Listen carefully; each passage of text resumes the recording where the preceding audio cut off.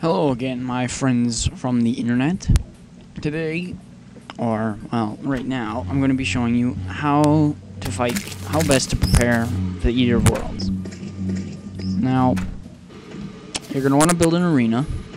It can be enclosed like this, and that'll stop all of these big eaters and little eaters. And How is that a little eater? That's bigger than that one. And then you want to light it up, because this fight could take a while. And the reason you want to build these platforms is because then when the Eater of Worlds comes, you can be here and doing whatever your attack is. And then you can go up here and stuff. And so it's fairly easy. Then you're going to want to kill the jungle bat. And so you're going to want to... easiest way to do this is to build a house near your arena. So if you die, you can just go right back in, and the Eater of Worlds won't leave. Because he will stay. He can only be summoned in the corruption, and also he will leave if you stay out of it. It will say the Eater of Worlds is left as of whatever the patch is, and so you want to get rid of and kill him as fast as possible. Now, so you're gonna want to build a house, build it out of wood, whatever. Use wood walls for the backing. They can be made at a workbench, which is made out of 10 wood, and 1 wood equals 4 walls. You're gonna need actually way more walls than you think, because you have to fill in gaps. You're then gonna want to get a furnace and not throw it. Oh, where is it? And you want to place it. Then you're going to want to get 5 iron bars. Now, they don't have to be in your house, and that takes to make an iron anvil.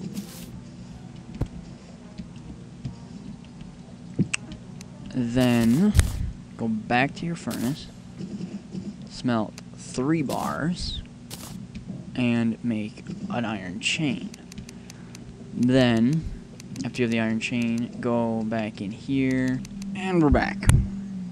Alright, so the reason I had to cut was because apparently you need 2 iron bars to do. You need even more iron bars. So you need then 30 iron ore to make the iron anvil, and you need 1 chain and 2 iron bars. Then you can make the sawmill. And unfortunately, because of these new patch updates, you have to build the sawmill.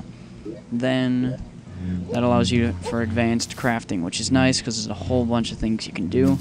But it's kind of dumb that you need it to make the loom from 12 wood. And I'm running out of space, so you put the loom down. Now you need 50 cobwebs, which you will spin into 5 silk. Then you go back and you can make a bed out of 15 wood and 5 silk. Then place the bed in your room that you walled it off, and you can set your spawn point by right-clicking on it. Then you need 2 pieces of sand,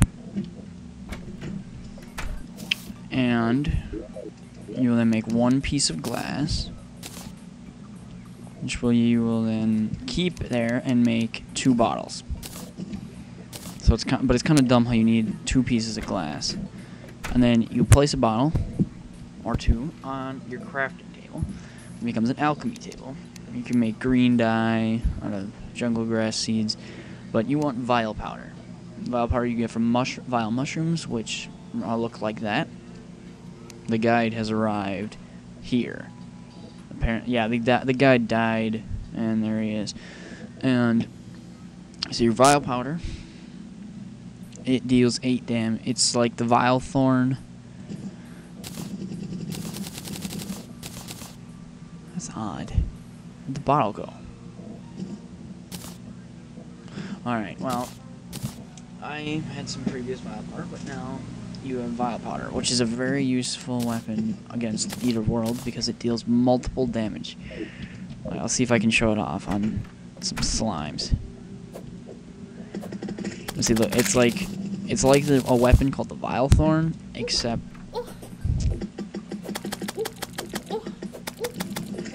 see, look, like that took like 3, and you're gonna just be spamming your face off with that. Then next, you're gonna need to find a demon altar if you want it to be in your arena, unless you built your arena underground, and I'll show that off in a minute. You're gonna probably want your 250 shurikens again, and you're gonna want to get. And if you watched the guide, my previous guide, how to beat the Eye of Cthulhu, you would know that you can get Purification Powder from the Dryad for 75 copper coins, which is a lot cheaper than using dynamite.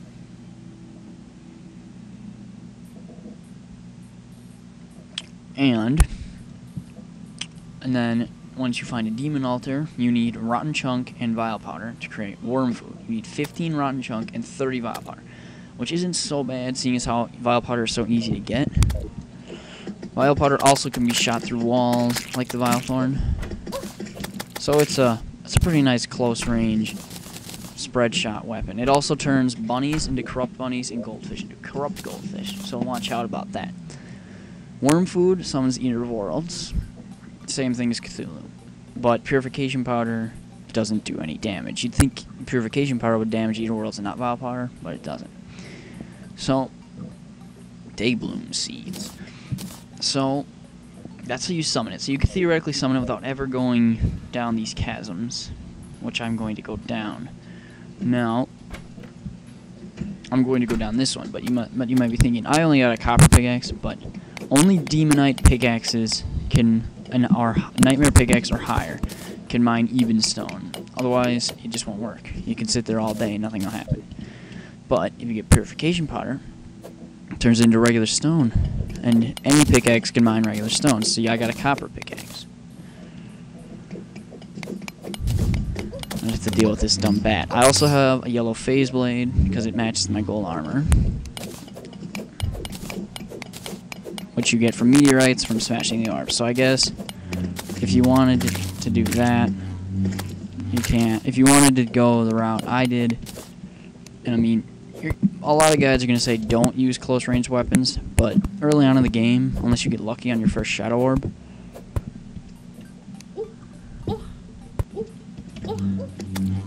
also I highly suggest a grapple or a lucky horseshoe, or I mean a cloud in a bottle works too, but see, look, I missed. Now I got to get back up. Apparently that wasn't the correct chasm. I need to find, where's that chasm? I already marked out a chasm, and apparently it wasn't this one. Maybe that's why I decided to build my house on it. But that's how that works. Again, useful for getting around. The guide feels like taking 1 damage from slimes. Oh yeah, and if you get high enough, you will leave the corruption, and you can get low enough to leave the corruption. Maybe it's down here. No, it's probably down that one. So, corruption is has all these chasms, and if you get now, if you summon the Eater Worlds and don't kill him, but get, I believe it is 12 something shadow scales, you can make the nightmare pickaxe, which can get in. Alright. Now, right there, there's a shadow orb. I need some light. This is ridiculous.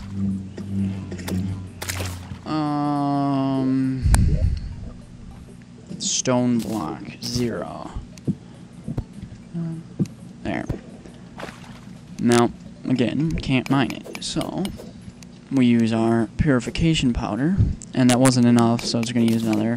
But I mean, it's just so much cheaper.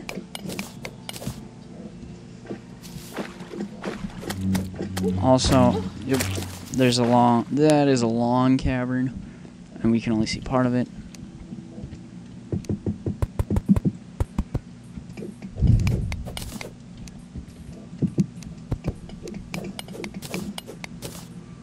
And you want to kind of do something like that.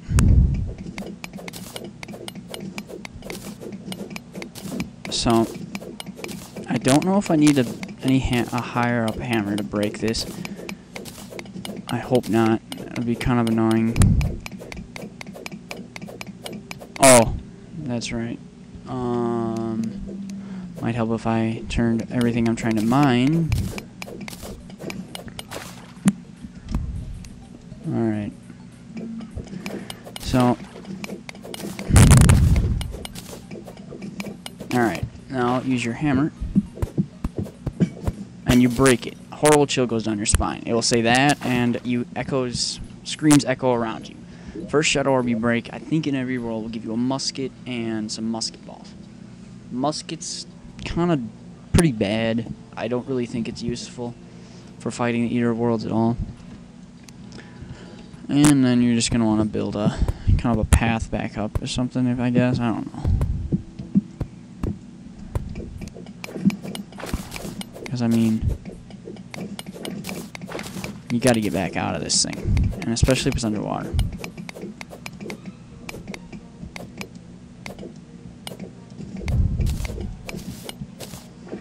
Alright, so that's where the shadow orbs are, down there. Now, smashing 3 shadow orbs will summon the Eater of Worlds. You don't really want to do that. Like, you'd rather just use your worm food. You don't even need to... You could theoretically not even need the Dryad, because you could just kill things on the surface and get the Nightmare Pickaxe. But... as you can see, you have to deal with zombies. You can make your battlefield better if you don't have grapple, but you definitely don't want one if you want to go in there. So, my spawn point is set. So if I die, I'll spawn here in Corruption next to my arena to fight him.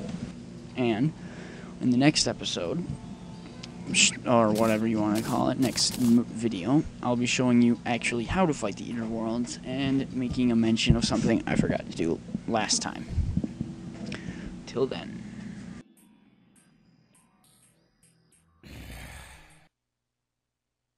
Remember to subscribe and please watch these other videos. It really helps me out. Thanks.